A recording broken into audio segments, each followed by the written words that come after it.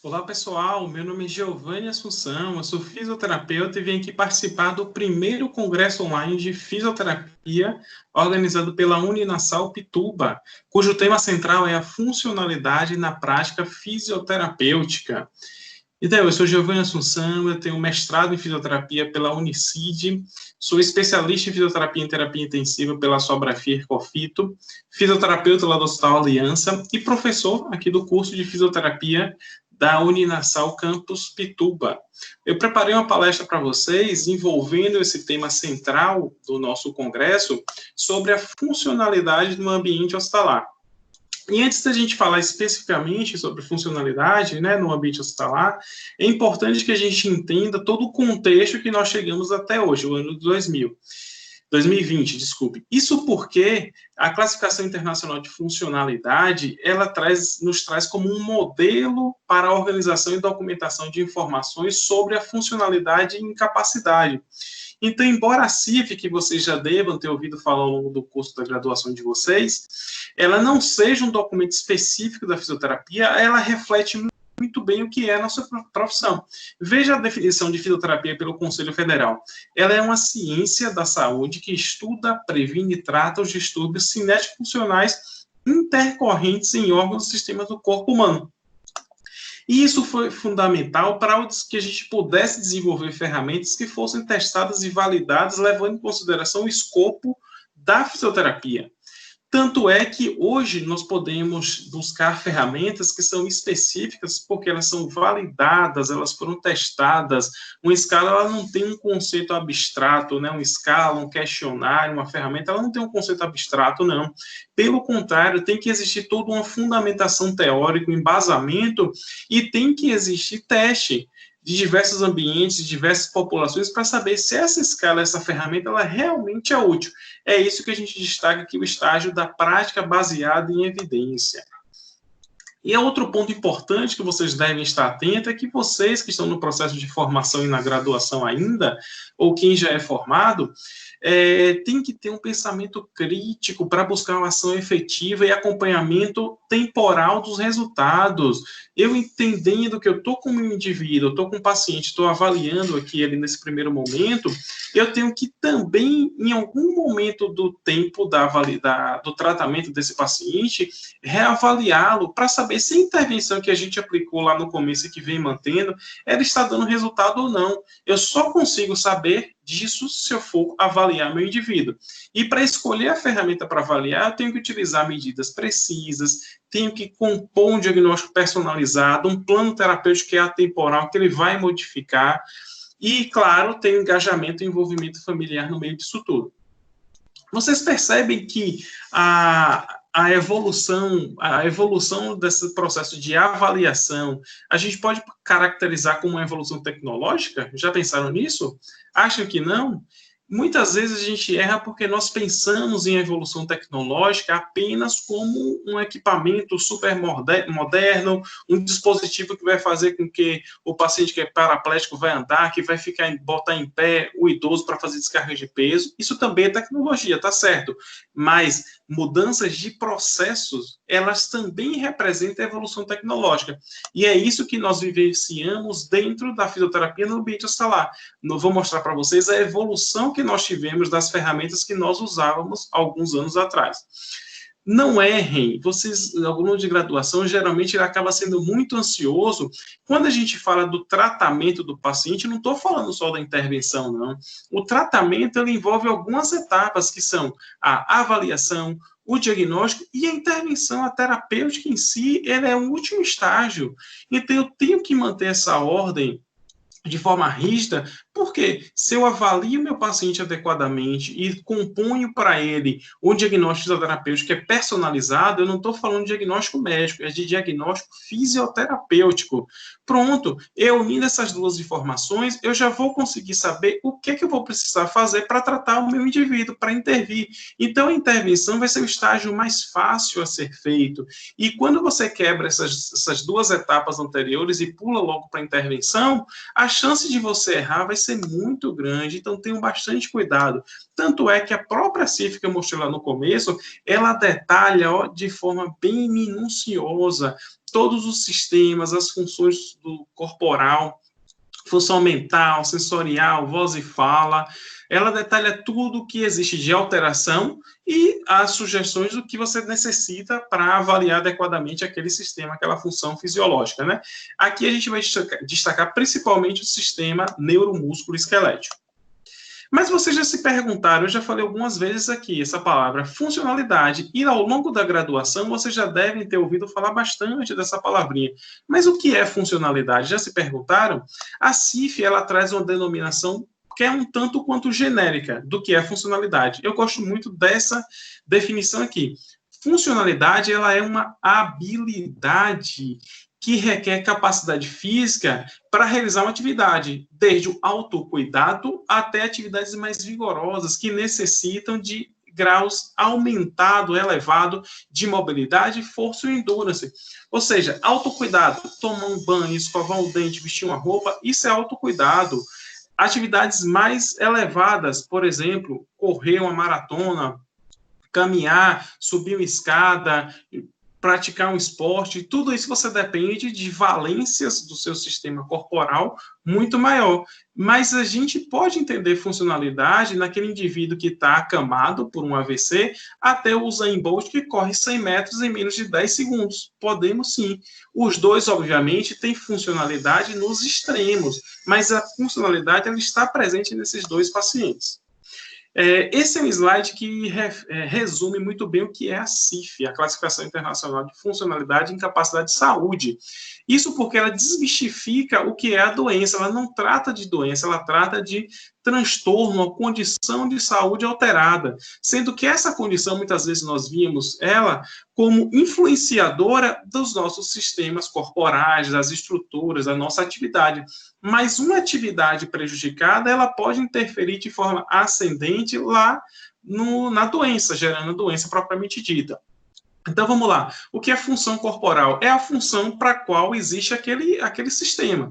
Sistema respiratório, por exemplo. Qual é a função mais básica? É troca gasosa, é hematose. Qual é a estrutura que está envolvida no sistema respiratório? É o parênquima pulmonar, são os músculos, são a cartilagem, são os ossos, os nervos, os vasos sanguíneos, tudo isso compõe as estruturas anatômicas e tudo que é anatômico, tudo que é palpável, eu trato como estrutura. E eu não posso ter alteração na função respiratória, eu não posso ter alteração na estrutura? Posso. E essas alterações, essas deficiências podem repercutir numa atividade. Por exemplo, andar, subir uma escada, o indivíduo ele pode não sentir cansaço, falta de ar, por ter uma doença respiratória? Pode. E quando eu avalio essa repercussão na vida real, no dia a dia desse indivíduo, na comunidade, na casa dele, onde ele mora, eu trato isso de participação social. Entendendo que o indivíduo ele pode ter uma qualidade dessa funcionalidade, dessa mobilidade, por exemplo, pior no seu ambiente de vida, comparado à reabilitação que ele faz lá na clínica escola da fisioterapia, por exemplo. Por quê? Na clínica escola o ambiente é todo controlado, né? Ele vai andar a tal distância, ele vai fazer tais e tais exercícios. No ambiente de vida real, não. Ele tem que subir uma ladeira para chegar no bairro dele, ele tem que descer a tantos pontos do ônibus, e isso daí vai fazer com que ele canse, ele sinta falta de ar. E voltando para o paciente hospitalar, que é o foco da nossa palestra, por que é importante a gente pensar na avaliação funcional de forma precoce? Porque o indivíduo ele vai para o hospital por conta de uma doença, obviamente. Essa doença, por si só, ela já vai impor uma redução da mobilidade, um prejuízo na funcionalidade desse indivíduo. E a gente, quando impõe uma avaliação, impõe um plano terapêutico, uma intervenção, a gente consegue, como mostra esse gráfico de cima, frear essa perda, né? Fazer com que seja mais desacelerado esse prejuízo na capacidade funcional desse indivíduo. E com isso, quando ele tiver alta do hospital, que melhorar a otimização da doença que levou ele para o hospital, ele vai retornar o mais próximo possível do que ele era antes do internamento. E olha a gravidade disso. Inclusive, os pacientes que têm pior mobilidade são pacientes que morrem mais, galera. Olha que mensagem importante, né? Independente da doença e da gravidade, os indivíduos de pior mobilidade, aquele vovozinho que fica restrito ao leito, que no máximo senta, que não coopera com exercício, ele tem um risco maior de mortalidade do que o outro paciente que sai da cama, que anda, mesmo que seja com apoio da bengala, da fisioterapia, sob supervisão. Então, isso é muito importante. No mundo real, a gente queria que todos os nossos pacientes, após uma doença grave, eles se recuperassem, iniciassem o processo de reabilitação e tivessem alta do hospital para realizar suas atividades de vida diária e atividade de vida instrumental. No entanto, na verdade, não é isso que acontece na grande maioria dos casos, principalmente em pacientes graves. Olha esse estudo aí que legal. Foram pacientes que foram acometidos pela síndrome o distúrbio respiratório, a síndrome respiratória aguda grave. Então, é a chamada SARA, a sigla. Ela não é uma doença, ela é uma condição clínica que pode vir sobrejacente a uma doença, uma pneumonia, por exemplo, mas que ela tem altíssima mortalidade. E os estudiosos desse estudo, eles pegaram esses pacientes que sobreviveram à SARA e avaliaram esses pacientes durante 5 anos. Olha que estudo legal, né? E eles perceberam que após 5 anos, os pacientes sobreviveram à SARA, se curaram, mesmo assim, esses pacientes não estavam adequadamente reinseridos na sociedade. E o comprometimento na SARA ele é principalmente respiratório, e não era pelas sequelas respiratórias, era pelas sequelas físicas. Esses pacientes, por exemplo, tinham uma distância predita no teste caminhar de 6 minutos, menor do que o que era predito, do que era esperado, de acordo com a sua faixa etária e o seu gênero. Então, olha a mensagem importante, a gente precisa avaliar para intervir de forma correta. A gente entende que o comportamento do paciente ele é diferente quando ele está na UTI ou na enfermaria, ele fica mais restrito na UTI, porque ele está entubado e tudo mais. Na enfermaria, não, a gente já tem uma liberdade maior de movimentação, e com isso a gente também tem que adequar o nosso alvo da avaliação. Então, o que é que a gente tem de ferramenta para poder aplicar, né? Um ponto importante é que nós, no início da década de 90, utilizávamos ferramentas de avaliação desses pacientes que eram ferramentas adaptadas, ou seja, eu peguei de um outro ambiente e trouxe para o ambiente hospitalar. Principalmente, nós pegamos emprestados ferramentas que utilizaram avaliação funcional no ambiente ambulatorial e para pacientes neurológicos, e aí a gente vê que é completamente diferente avaliar um paciente neurológico e um paciente crítico na UTI, que está entubado, é completamente diferente, não faz sentido. Tanto é que isso estimulou, a partir dos anos 2000, a criação de ferramentas específicas para o ambiente hospitalar e que levassem em consideração os conceitos da CIF, que nós falamos anteriormente dessa figura. Então, esses autores reforçam que é importante que essa ferramenta, existem várias, mas que, independente do que você escolha, estejam contidos dentro dela conceitos bem enraizados da CIF, senão já vai ser uma ferramenta que já vai nascer falida, para aplicar no ambiente hospitalar especificamente. Eu cito aqui para vocês ferramentas que nós utilizamos durante muito tempo, como Bartel, Índice CATS, MIF, Glasgow, Berg. Nós utilizávamos muito essas ferramentas porque eram as que existiam. Mas aí nós vamos ver essas destacadas em vermelho, que são ferramentas que respeitam os princípios da CIF e que foram desenvolvidas especificamente para o ambiente hospitalar.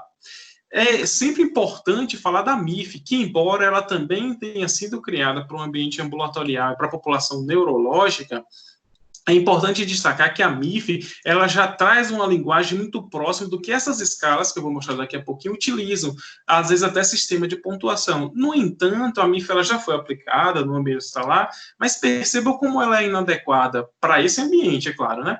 Por exemplo, lá na MIF, ela tem um ponto de avaliação que é controle de esfíncteres. Como é que eu vou avaliar controle de esfíncteres num paciente na UTI, que todo mundo usa fralda, que não tem um banheiro para a gente avaliar e que esse paciente está usando sonda vesical? Então, não tem nenhum sentido de a gente aplicar essa ferramenta. Isso estimulou o desenvolvimento de ferramentas específicas que levem em consideração o contexto do paciente e o contexto onde ele está inserido, que é uma UTI, por exemplo, uma enfermaria.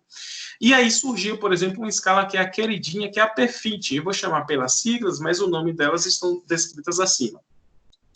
Muito simples. As escalas, não, de uma forma geral, elas são muito simples, os pontos de avaliação delas.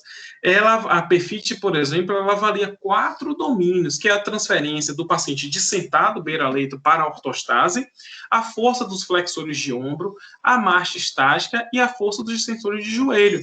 Então, é um processo de avaliação muito simples, muito rápido. E aí eu vou pontuando, vou somando cada etapa dessa, né? E aí a questão é a seguinte: quanto pior for a pontuação desse indivíduo, melhor é a condição funcional desse paciente, né? Quanto pior for a pontuação desse paciente, pior é a condição funcional dele, porque ele vai ter um índice mais baixo, vai refletir uma pior capacidade funcional. É uma escala que já tem correlação com MRC, que é a avaliação de força, com teste de caminhada, que nós vamos falar ainda daqui a pouquinho. CPACS, nossa segunda escala, desenvolvida para UTI, ela tem um ponto fundamental, sabe por quê? Porque é a única escala que eu vou mostrar aqui que dentro dela está contida a avaliação da função respiratória. E perceba agora nessa pandemia da Covid-19 o quanto isso é importante, porque muitas vezes a limitação para o paciente sair do leito e não sofrer a redução da mobilidade, estar exposto a maior risco de mortalidade, muitas vezes é por uma baixa reserva respiratória, como no caso dos pacientes com Covid-19, sabe o que é? Eles são hipoxêmicos. O paciente está em repouso no leito e está com a saturação muito baixa, precisando de oxigênio suplementar. Como que eu vou retirar esse paciente do leito para impor uma carga de exercício? Então, isso se mostra inadequado. E em muitos pacientes, inclusive, a gente faz contraindicação para a mobilização, para o exercício, porque tem mais risco do que o benefício. E aí, dentro dela, tem a avaliação da função respiratória, da tosse, além dessas atividades básicas de movimentação no leito, de marcha, de força de pressão palmar, que aí já entra um desvantagem. Para aplicar o CPACS, eu tenho que adquirir um dinamômetro de pressão palmar, que custa um dinamômetro hidráulico cerca de R$3.000. Então, não é um instrumento baratinho. Ela detalha muito bem cada nível desse, e aí quanto maior a pontuação, melhor a condição funcional desse indivíduo. Aí eu avalio cada etapa dessa, pontuo e depois dou a nota final daquele paciente. E aí, obviamente, eu tenho que ter um período no tempo para poder reavaliar esse paciente. A IMS, ela já tem um perfil bastante diferente dessas outras duas ferramentas. Sabe por quê?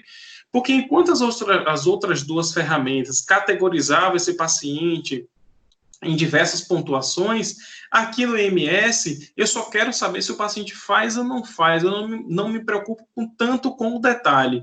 Mas isso é bom, Giovanni? Isso é muito bom, principalmente dentro de uma rotina diária, que eu tenho que avaliar o meu paciente, ele já está ali há 14 dias internado na UTI, o que é que ele está fazendo? Eu tenho que saber que tal dia ele conseguiu sair da cama com o apoio do fisioterapeuta e andou 30 metros, eu tenho que saber que ele já avançou, já está andando sem o apoio da fisioterapia, até para dosar a minha conduta, a minha intervenção. Isso porque a gente acabava sendo induzido ao erro, se deixasse levar em consideração apenas a opinião do fisioterapeuta. Então, muitas vezes, um paciente que andou contigo de manhã e que fez fisioterapia ativa ou resistida, inclusive, faz com que eu tenha isso no meu prontuário, sabendo que ele fez isso tal dia, e que eu vou querer, pelo menos, manter aquilo dali. Eu só não vou conseguir manter se o indivíduo tiver uma piora clínica junto a disso. Senão, eu vou procurar sempre avançar dentro do plano terapêutico. E eu só consigo avançar se eu observo primeiramente. Né? A FSS, nossa quarta escalinha aí, é uma escala também muito popular aqui no Brasil, ela já foi traduzida e validada para o português, escala super simples, galera. Basicamente, nós avaliamos 4 pontos, que são 4 pontos pré-deambulação e o 5º ponto, que é a deambulação, a marcha em si. Muito simples, eu vou avaliar como que é a mobilidade desse paciente no leito, rolar, de decúbito dorsal para lateral direito, lateral esquerdo, como que ele se transfere de deitado para sentado, como que ele fica sentado, se é com apoio, se é independente, se precisa se segurar na grade, se precisa se segurar no fisioterapeuta, como que ele se transfere de sentado para de pé e como que ele deambula. Eu vou pontuar de 0 a 7. 0, por exemplo, é o paciente que não faz. Aí, para cada etapa dessa, eu vou aplicando a ferramenta. E 7 é o cara que faz isso independente. E aí, obviamente, quanto maior a pontuação, melhor a condição funcional desse paciente. Uma escala um pouco diferente de todas as outras que nós mostramos anteriormente é a PERM Score. Isso porque ela levou em consideração pontos específicos do cuidado de terapia intensiva. Por exemplo, muitas vezes os pacientes estão entubados, os pacientes estão sedados, eles sentem dor, eles têm diversos catéteres pelo corpo, catéter central, catéter de pressão arterial média, catéter de diálise, e isso acaba que muitas vezes se apresenta como uma barreira para avaliação e para mobilização, para aplicação do exercício. E aí, a PERM-SCOR, ela avalia a função mental, porque muitos pacientes na UTI têm delírio, não cooperam com a avaliação, ou ele está agitado ou está sonolento demais, isso é importante. Além, é claro, da avaliação da mobilidade do leito, da transferência e da marcha, mas destaca esses dois pontos, que ela avalia também barreiras associadas à mobilização, que é um ponto importante para que, uma vez detectada a barreira, eu avaliei muito bem, que eu possa contornar para que aquela barreira possa ser extinta ou minimizada e que eu possa avançar no plano terapêutico do meu paciente. A SOMS é uma escala que foi desenvolvida especificamente para um subgrupo de pacientes na UTI, que são pacientes cirúrgicos, certo? Onde eu também só quero saber se aquele paciente faz ou não faz, porque para o paciente cirúrgico, o paciente que faz uma grande cirurgia torácica, abdominal, por exemplo, é muito importante, galera, a mobilização, tirar esse paciente do leito, desde que ele tenha condição, para que você faça com segurança. Então, por exemplo, é uma escala que também avalia padrão de mobilidade, só quero saber se o paciente faz ou não faz. Se ele anda com apoio de 2 fisioterapeutas, não é o escopo da avaliação. Ela avalia, por exemplo, se o leito 1 está andando ou não, se está fazendo exercício só restrito no leito, ou nem está fazendo exercício devido à gravidade clínica, se ele está fazendo o exercício de forma passiva, que é o nível 1, se ele já senta, é o nível 2, se ele já fica em pé, é o nível 3, e se ele anda, é o nível 4. Então, assim, eu só quero saber se o paciente faz ou não faz. Como um checklist diário, isso também é importantíssimo e dá a ideia se as condutas da fisioterapia elas estão avançando. Se não estão, pode ser por um prejuízo na condição clínica do indivíduo. Aí isso tem que estar documentado, tem que estar escrito na tua evolução. Avançando, nós temos a Manchester. Desculpe, a Manchester é uma das ferramentas mais novinhas aí, dessas que nós mostramos, né? Ela também avalia de forma muito rápida. Ela vai de 1 até 7 e ela também avalia se você está fazendo exercício só passivo, é nível 1, se ele já senta no leito, se ele vai para a cadeira, é o 3, se ele fica em pé, se ele anda mais de 30 metros, é o nível 7, se ele está agitado, enfim. Então, são pontos importantes que servem como checklist para você ir marcando ali, para cada leito, você ter o desenho desse paciente para poder intervir adequadamente, certo? Então, só para a gente fazer um resumo, essas escalas elas evoluíram aí ao longo do tempo, começando a partir de 2009 pela PEFIT, e percebam que elas cresceram também junto com as estratégias de intervenção, de exercício físico na UTI, galera, que nós fazemos exercícios físicos na UTI, sim. Isso é muito importante para prevenir aquele declínio lá que o paciente tem da funcionalidade. E foi em 2008 que surgiu o primeiro ensaio clínico, né, que testou a intervenção chamada mobilização precoce, que é o exercício físico no paciente na UTI de forma precoce, para saber se era bom, se era seguro. É o estudo de Peter Morse. Quem tiver curiosidade pode buscar lá na internet. Então, poxa, a gente já estava fazendo a melhor intervenção, a gente tinha que também avaliar da melhor forma possível. Foi isso que estimulou a criação dessas novas ferramentas baseadas nos princípios da CIF. Beleza, meu paciente, já ele está um pouco melhor, ele já está andando, ou ele já teve alta da UTI, está na enfermaria. Essas escalas, elas não estão me traduzindo direito qual é a capacidade funcional desse indivíduo. Aí eu posso me valer de testes. Junto com a escala funcional, eu posso aplicar testes para poder ter uma avaliação precisa da capacidade funcional dele. Ou seja, e em um teste bem famoso e bem legal de ser feito é o teste de velocidade da marcha. Super simples, galera. Vocês vão precisar de um corredor de 6 metros. Esse paciente ele vai andar na velocidade habitual que ele anda no seu dia a dia. Você não pode estimular ele a correr. Você vai marcar o tempo que ele leva para percorrer esses 6 metros. E a partir daí você vai calcular qual é a velocidade média que ele percorreu esses 6 metros. Se o paciente andar muito devagar, ele vai ter uma velocidade de marcha muito baixa, a menor que 0,8 metros por segundo. E isso tem, inclusive, correlação com o aumento do risco de queda. Olha que interessante. Outra ferramenta muito importante, muito simples de aplicar, você só vai precisar de uma cadeira, de um espaço de 3 metros, um cone para o paciente contornar. É o que? É o Time and Go Test. É o teste em qual o paciente ele parte da postura sentada na cadeira, vai levantar, vai andar 3 metros, dá a volta no cone e senta. Muito simples. Você vai marcar o tempo para qual ele levou para percorrer e realizar essa tarefa. Por exemplo, um tempo que prediz queda é menor que 12,47, ou seja, se o paciente ele demora mais do que isso, ele tem um risco aumentado de queda, principalmente idoso. E para sarcopenia, que é uma redução de massa, força e função física, o paciente ele tem que fazer esse tempo abaixo dos 10 segundos, ponto 8. Se ele faz acima, já tem correlação, inclusive, com o diagnóstico de sarcopenia, que requer outras avaliações, certo? Pronto, e aí nós chegamos no teste mais famoso de avaliação funcional. É o teste de caminhada de 6 minutos. Ele é um teste muito empregado, é um dos testes mais antigos. Ele já tem validação para diversos subgrupos, diversas populações. Eu vou precisar de quê? De um corredor de 30 metros, na qual esse paciente ele vai andar durante 6 minutos. É isso mesmo. Ele vai andar. Eu vou dar uma orientação a esse paciente no início, ao qual eu vou falar assim para ele, ó, ele não pode correr. Pense que o senhor vai no banco, o banco já está próximo ao horário de fechamento e o senhor tem que pagar tal conta. Então, o senhor tem que andar um pouco mais depressa. Então, pronto, ele vai tentar manter essa cadência da marcha durante todos os 6 minutos. E aí, como eu vou ter o tempo, eu tenho a distância que eu vou estar somando, né, as voltas que ele vai estar dando e vendo a distância. Eu vou calcular qual foi a distância que ele percorreu durante esses 6 minutos do teste. Deu 6 minutos, interrompe, o paciente senta, para onde ele está e você computa, calcula a distância. A partir daí, dessa distância, você vai jogar em fórmulas que já existem, que são preditas, né? Fórmulas que vão predizer qual é a distância para o meu paciente José, que tem 88 anos, é do sexo feminino, masculino. Então, seu José vai ter que percorrer uma distância tal. Se ele fez uma distância abaixo, pronto, me indica que eu vou precisar melhorar o meu processo de intervenção, as minhas condutas, para fazer com que seu José aumente essa distância percorrida, porque isso tem correlação com mortalidade, com capacidade funcional, tem correlação com um monte de coisa, pessoal. Então é importante avaliar. Que é um teste ainda mais simples, eu chamo de teste de sentar e levantar. Você só vai precisar de uma cadeira.